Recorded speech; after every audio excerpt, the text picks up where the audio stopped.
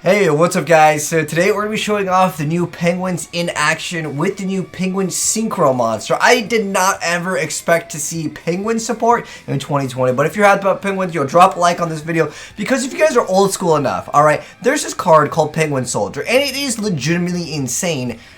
At the time that it was released, like, this card was insane. You were able to go ahead and flip up Penguin Soldier. If you stall with this card, you can flip him and another card and then reset him. Not if he was attacked, but like, this card was pretty cool. But anyways, the new Synchro is what is making people pretty excited about this. And anyways, once it comes out, you get to get a free Penguin Soldier from your deck, and it automatically sets it in face down. And then as a quick effect, you get to change one set water monster, aka Penguin Soldier, to face up defense position. That's pretty much the best effect that we have right now for it. So it's an early showcase of the deck. I'm guessing we'll get more penguin support later down the line, but of course the new Sacred Beasts, everyone's playing this deck now. It's one of the most popular Yu-Gi-Oh decks because it's new and it's also relatively budget friendly.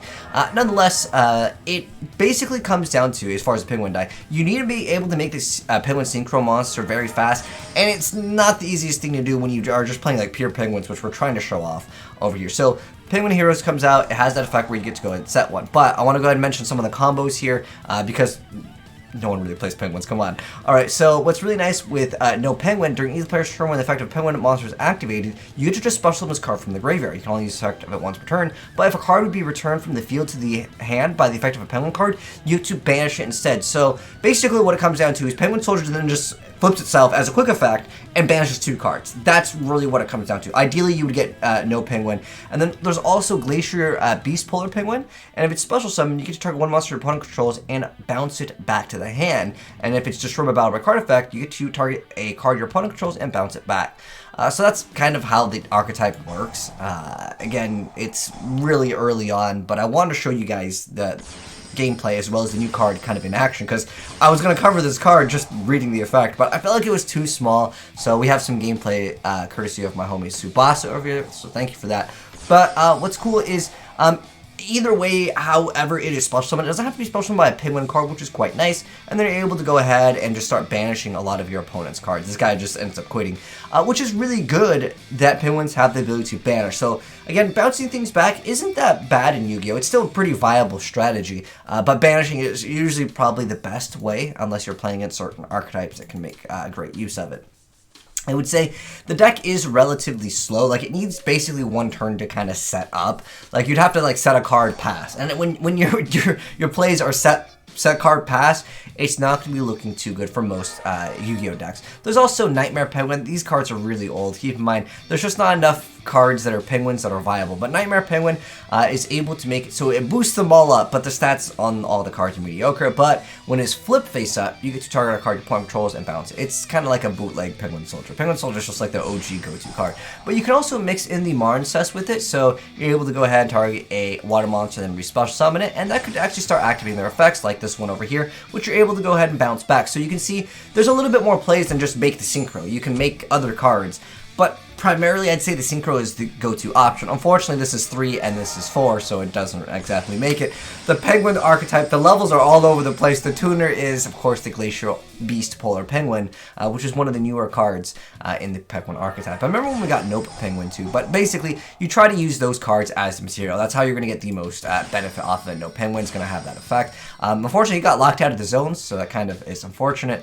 But he's able to go ahead and have another Glacier Beast Polar Penguin, and remember, as a quick effect, when our opponent activates something, we're going to be able to go ahead and push and basically flip up, banish the double cards. That's what you would try to do, is basically banish twice.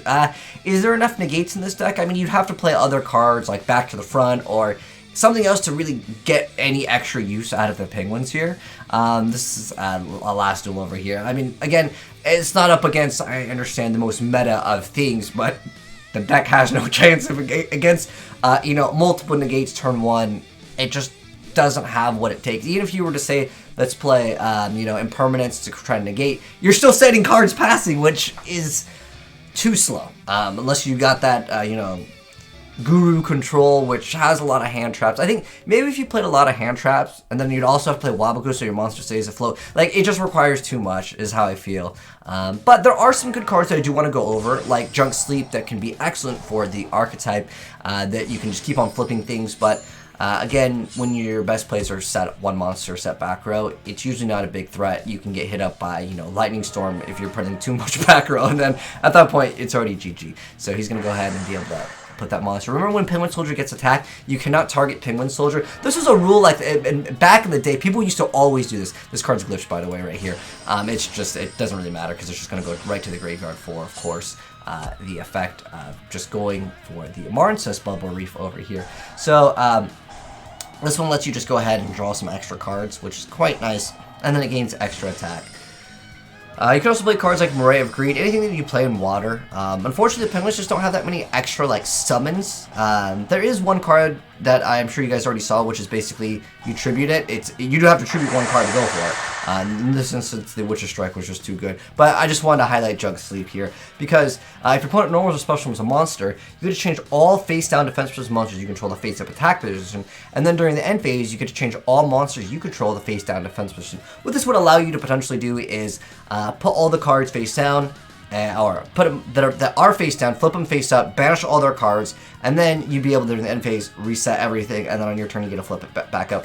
It's just too conditional because it works in the deck, but it's just not what I would consider optimal for the deck. But if you guys do want to download the deck, I'll include it down below. There was also this tech, which you guys didn't see in the gameplay here, but it's just basically for the Predaplant engine.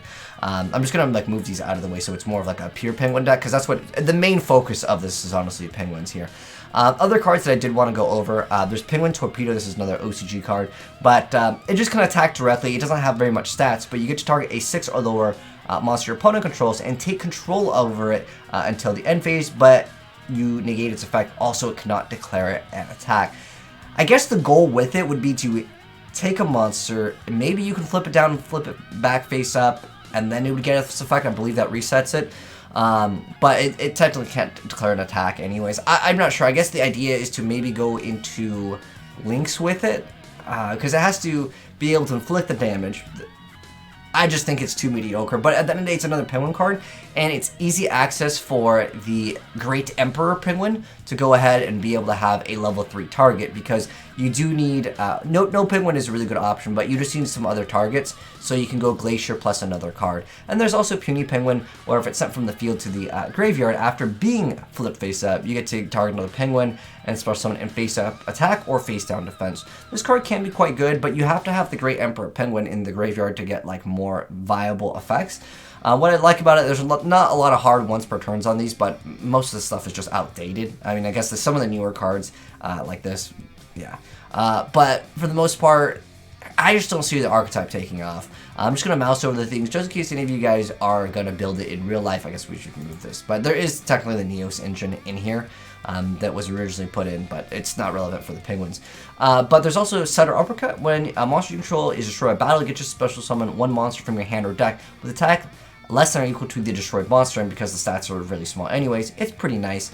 But you can just put someone in face down defense position, so you can basically set up for the next turn. But again, when your best plays are setting a monster set back row and hope your opponent just attacks into your monster blindly and doesn't make a bunch of negates, I just feel like the deck is a little bit short of what could be considered strong in the game, even though we basically didn't make very many things in the extra deck. Obviously this card, and I think the Marnsus support can be quite great as well, but overall, we're probably going to get a lot more Penguin support in the future, because I just wish Penguin Soldier, I guess this is a 2, and if this was a card that could be level 4, like, it would just really help out if this card can change its level, and I don't think it would be like that OP. But nonetheless, that's Penguins for you guys. Hopefully you enjoyed the video. If you did, drop a like on it, and if you're new to the channel here and you want to see more Penguin gameplay, I'll cover it when they get more support. But subscribe to the channel, turn on noties, and you'll see it very soon. If you guys want to send me other replays of Penguins or any of the newer archetypes, feel free to go and do so at AzneyesReplays@gmail.com, or you can send it in via the Discord. But thanks for tuning in, guys, and if you guys want to check out Tsubasa, I'll link him down below. He does a lot of different anime games as well. But I'll catch you in the next video. Have a good one. I'm signing out. Peace.